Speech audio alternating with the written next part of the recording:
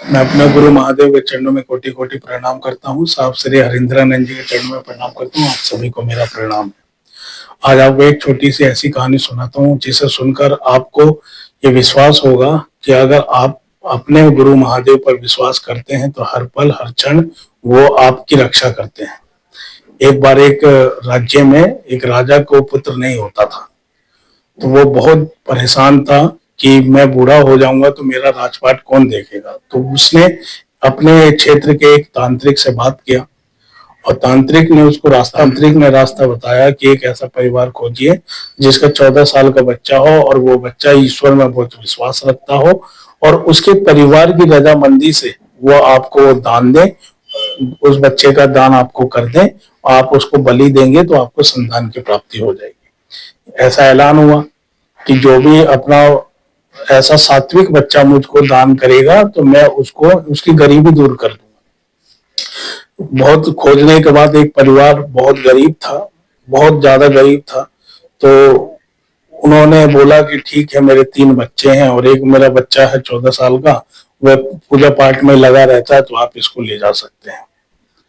तो वो बच्चे को उन्होंने दान दे दिया राजा के दरबार में उस बच्चे को।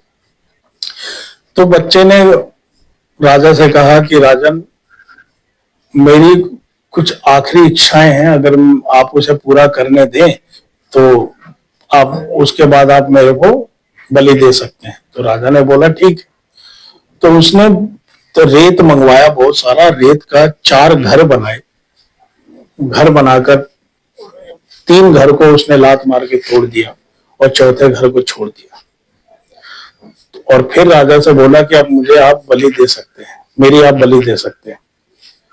तो राजा बड़ा अचंभित हुआ कि तुमने ये रेत का मकान बनाया फिर उसको तोड़ दिया, ऐसा क्यों? पहले इस प्रश्न का जवाब दो, तब मैं बलि दूंगा।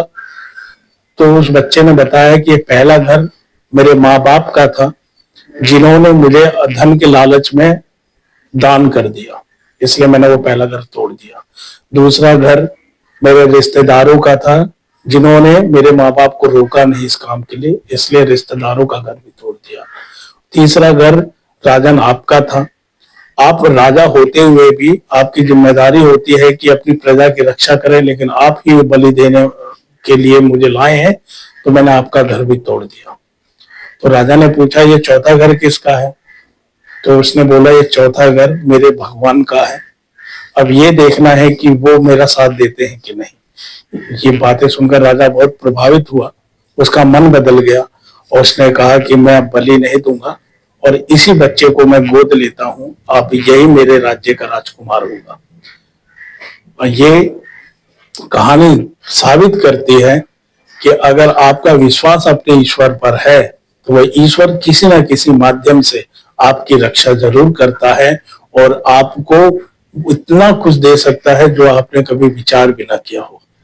तो अपने सभी गुरु भाई गुरु बहनों से निवेदन करता हूं कि किसी भी परिस्थिति में अपने गुरु के ऊपर से अपना विश्वास टूटने ना दें और अपने गुरु पे अटूट विश्वास करें, अपने गुरु के राह पर पूरे विश्वास के साथ चलें, तो महादेव आपको हर परिस्थिति में आपकी रक्षा करेगा। और ये मेरा खुद का अनुभव है। अगर ये मेरी बात आपको अच्छी लगी हो तो आप लोग मेरे इस चैनल को सब्सक्राइब कीजिएगा, लाइक कीजिएगा और कमेंट कीजिएगा। आप सभी को मेरा प्रणाम।